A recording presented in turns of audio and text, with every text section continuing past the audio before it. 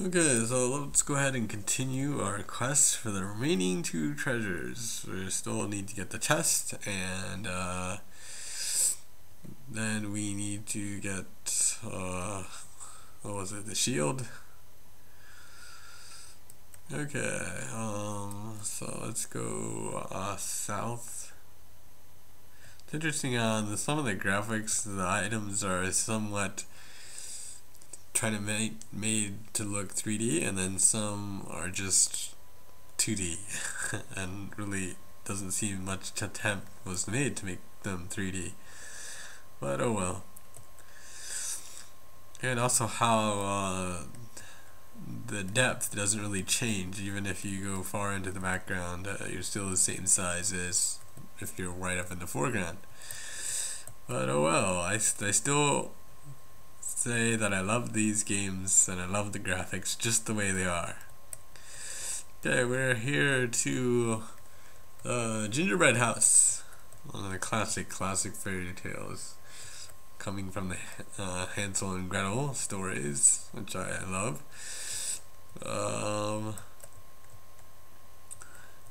Okay, first you actually get points just for eating the house, so let's go ahead and do that. Eat house.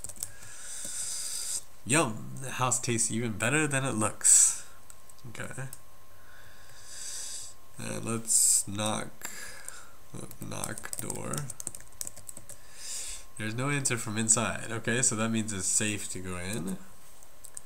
Open door. Let's go in. And then go around and hide in the bedroom while we wait for the witch to come back so we can push her into the oven. Which is more like the original story, because it does say oven in the original Grimm Tales. But I really actually like... Oh, wow. Off in the distance you hear a high, squeaky voice say, "I can smell someone tasty in my house." Okay, I'm gonna go ahead and save too, because this part can be tricky. If you don't do it right, you will die. OP5V.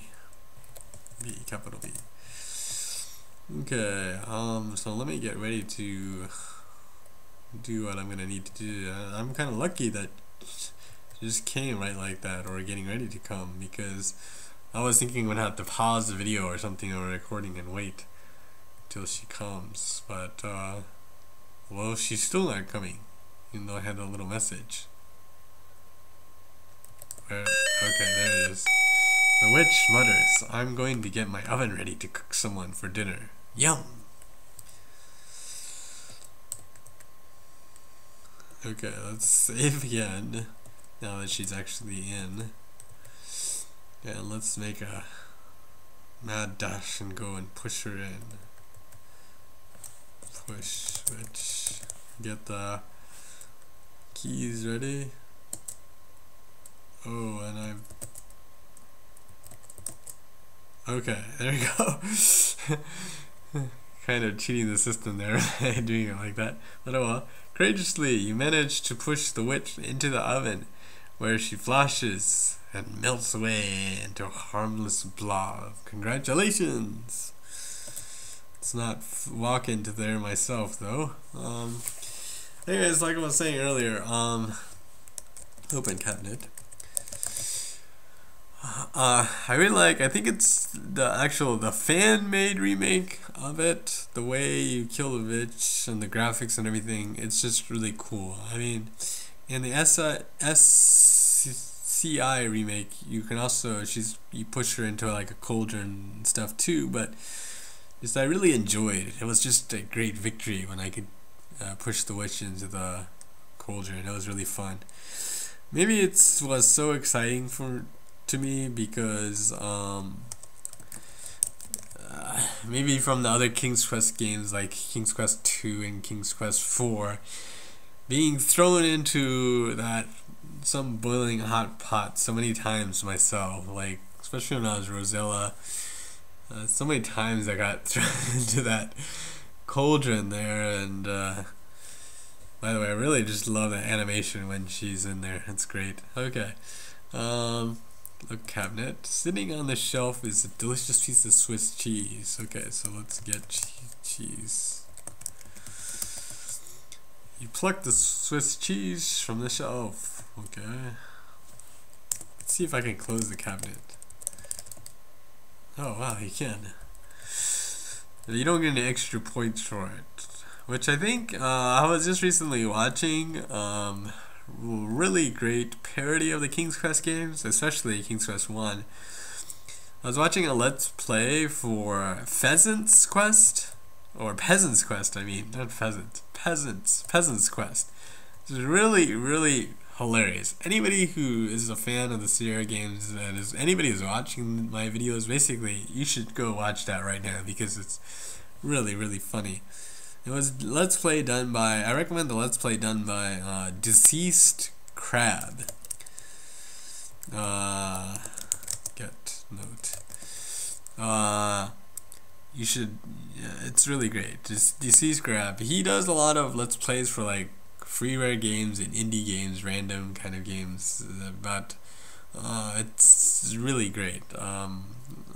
You'll just, if you're a hardcore fan of the Sierra games, especially King's Quest series, you'll just die laughing watching it, like I did probably.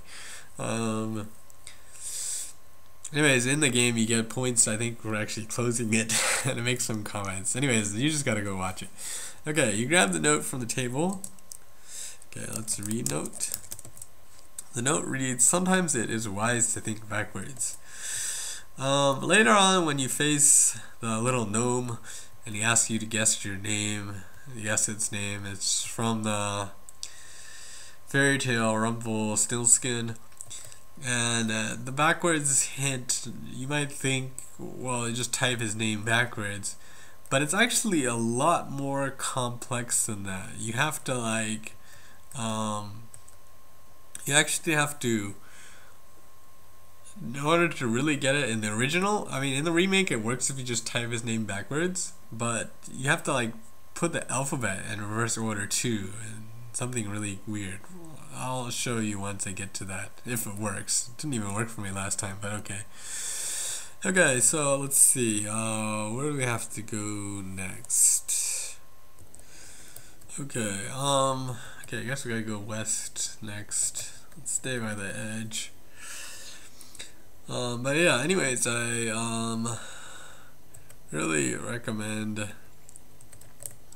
okay, I'm stuck on the tree, but yeah, checking out Pheasant's Quest. I mean, it's really detailed too, the stuff that it makes fun of.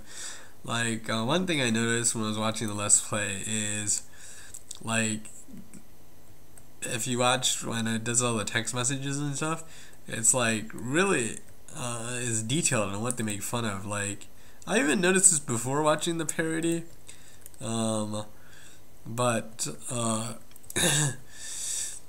in the King's Quest games, up until probably like maybe even 6, they use I think they use way too many hyphens and stuff, or dashes, whatever you want to call them, in their messages, and I always thought that was kind of strange and funny and definitely noticeable, I thought. And they also do the same thing in the Peasant's Quest messages.